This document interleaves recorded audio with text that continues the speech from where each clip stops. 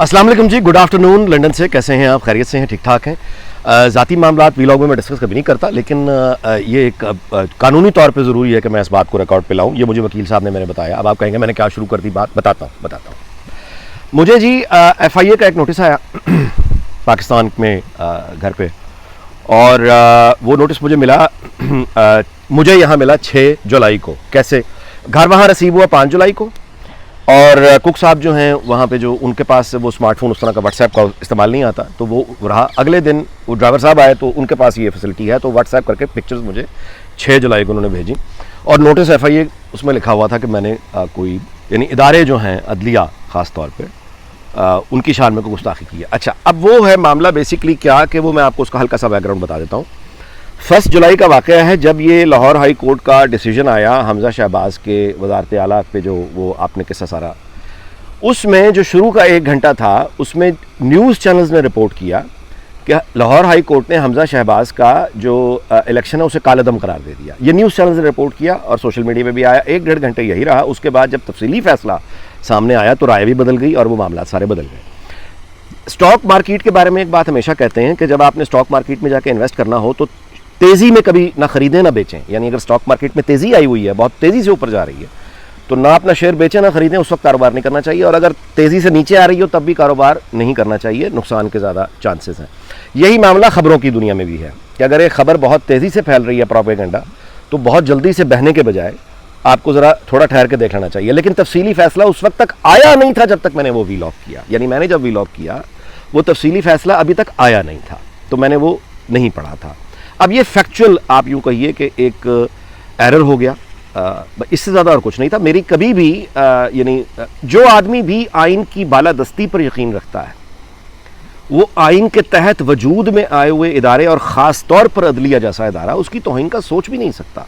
सो मेरा हरगिज़ ये, अच्छा, उस नोटिस में ये लिखा है कि अगर आपने इनका जवाब, यानी जो मुझे पहला नोटिस आया 6 जुलाई को जो मुझे यहाँ मिला, वो लेटर ये था कि आपने 4 जुलाई को पेश होना है, और अगर आप 4 जुलाई को पेश न हुए तो हम ये समझेंगे, कंप्लेनेंट कौन है? स्टेट। और अगर आप ये नहीं पेश हुए 4 जुलाई को, तो हम ये समझेंगे कि आपने ये इल्ज़ामात कबूल कर लिए। तो पहले तो मैं वैसे ही हैरान हो गया कि मुझे मिले ही वो 6 को था, 5 को वहाँ लाहौर में डिलीवर हुआ, 6 को मुझे मिला। तो अब बंदा क्या, अब मैं हक्का बक्का बैठा था, मैंने वहाँ खैर बात की अपने वकील से, ज़ाहिर वकील साहब से बात की।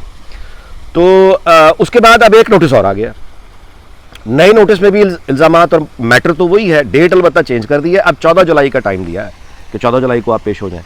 तो मेरी गुजारिश ज़ाहिर यही है कि मैं पाकिस्तान में नहीं रहता, 1.5 साल हो गया है। मैं अब बल्कि हर वीलॉग के शुरू में बार बार कहता हूँ लंदन से गुड मॉर्निंग, लंदन से गुड आफ्टरनून।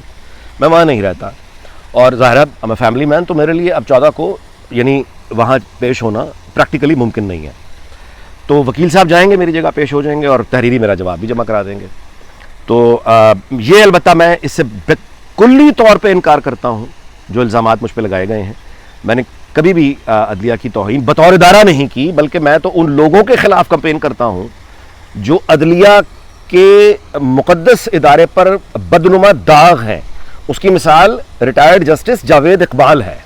इस जैसे लोग हैं जो अदलिया को बदनाम करते हैं, इस जैसे लोग हैं जो इंसाफ के अदल के नाम पर धब्बा हैं। ये हैं वो लोग, जावेद इकबाल। तो हज़ारों मील दूर बैठा ये फ़कीर, आपको याद आया?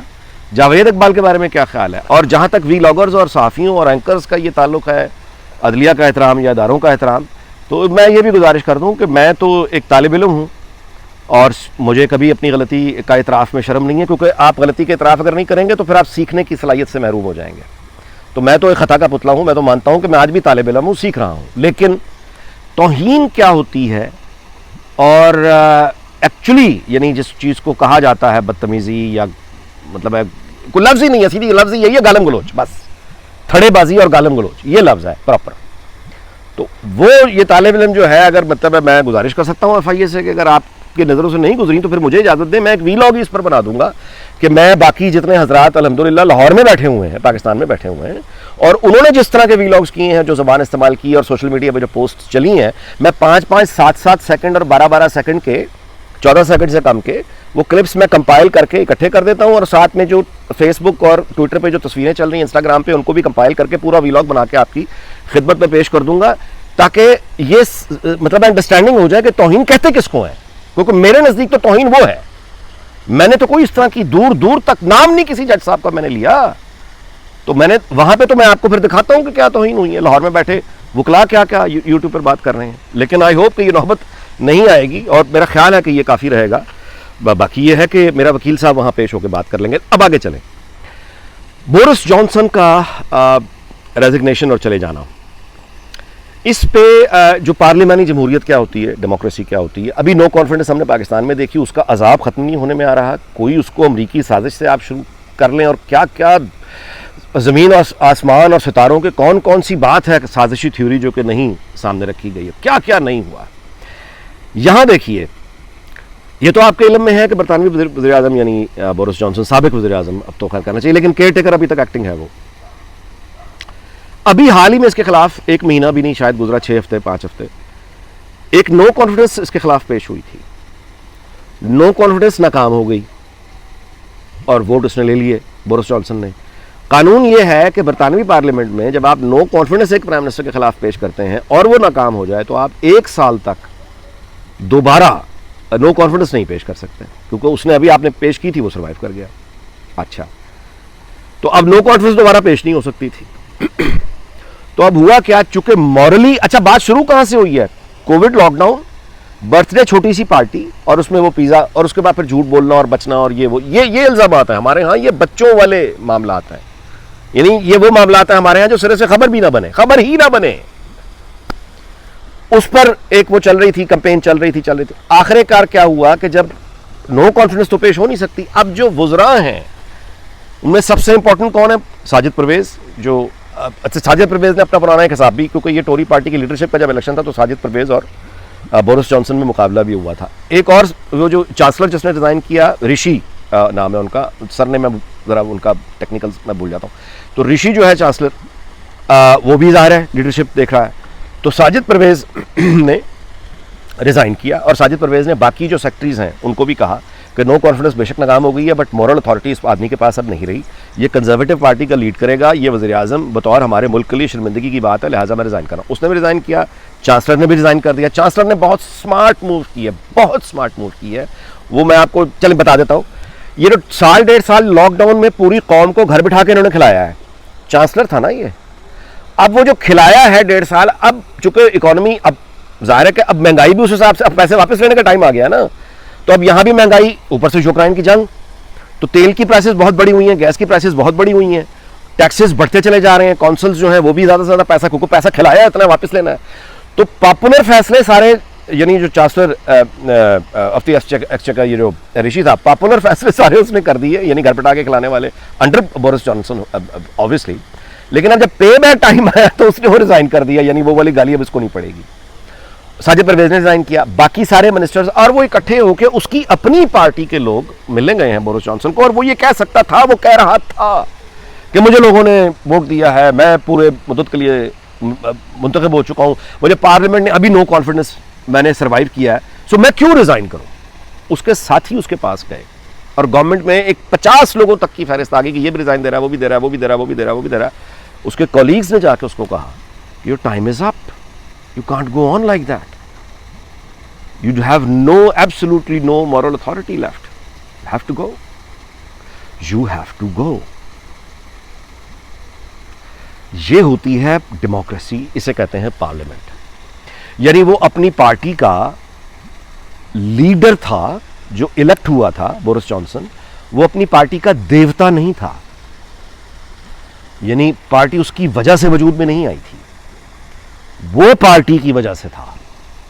और जब मॉरल उसने अथॉरिटी लूज की है तो उसको उसके साथियों दोस्तों ने जाके ये बताया कि your time is up, you can't go on like that my friend, you have to go, no one is indispensable, country will survive, rather thrive without you.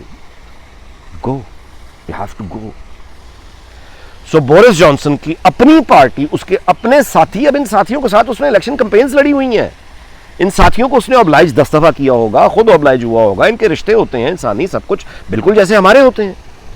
वो तमाम साथी और दोस्तों ने, हालांकि वो अभी उसने रिसेंट नो कॉन्फिडेंस सर्वाइव किया था और मीडिया सारा का सारा खड़ा हुआ, उन्होंने कहा कि लोगों ने तुम्हें 5 साल के इलेक्ट नहीं किया, लोगों ने पार्लियामेंट को 5 साल के लिए इलेक्ट किया है, तुम्हें नहीं किया, पार्लियामेंट को किया है।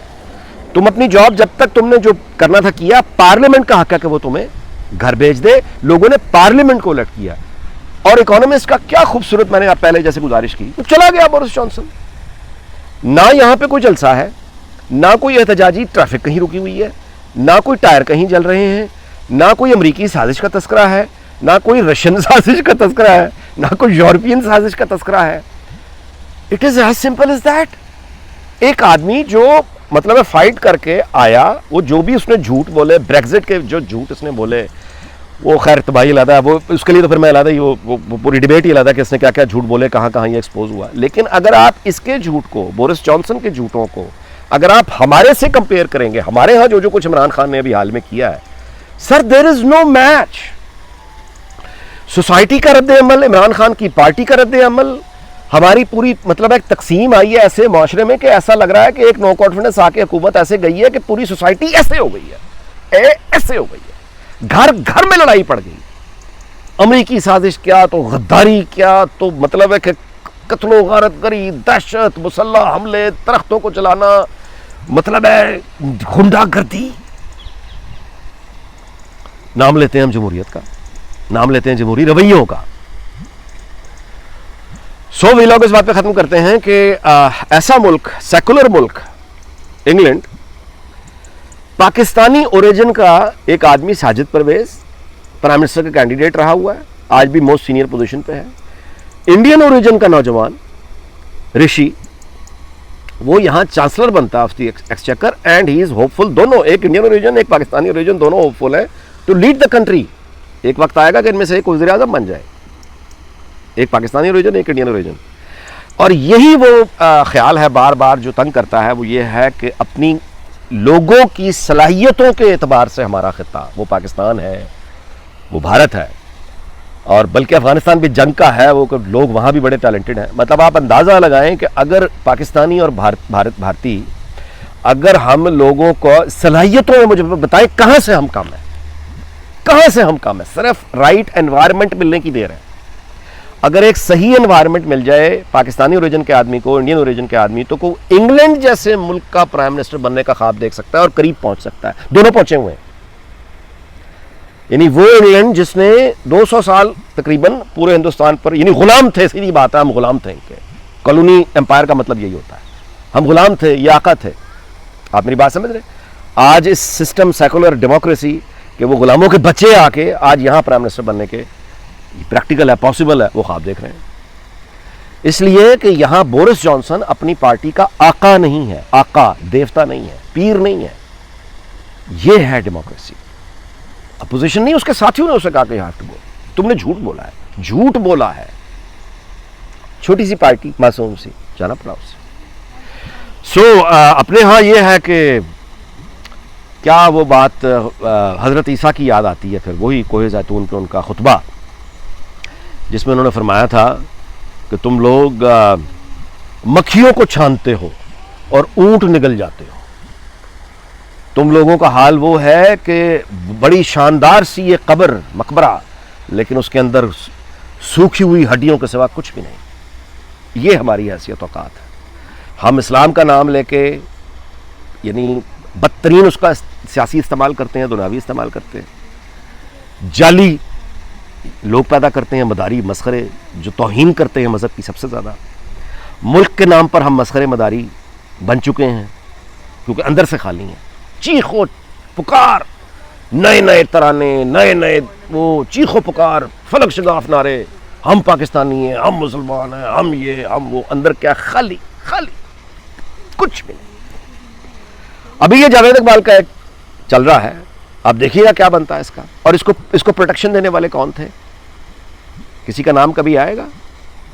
ये होता है। इसलिए यहां अल्लाह की रहमतें बरसती हैं, ये हुस्न आता है। कोई बच्चा पूरे मुल्क में, यार मजाक है, पूरे मुल्क में एक गरीब बच्चा आपको नजर नहीं आता जो पैसा मांग रहा है। पूरे मुल्क में एक बच्चा नजर नहीं आता जो भूखा हो। पूरे मुल्क में कोई जानवर, बिल्ली, कुत्ता तक नहीं है जो अनअटेंडेड हो, आवारा फिर रहा हो। इतनी मजबूत इकोनॉमी, दुनिया में इतनी इज्जत। छोटा सा ये जजीरा है यार, छोटा सा जजीरा, 6 करोड़ के लगभग इनकी आबादी है, कटा हुआ बिल्कुल दुनिया से।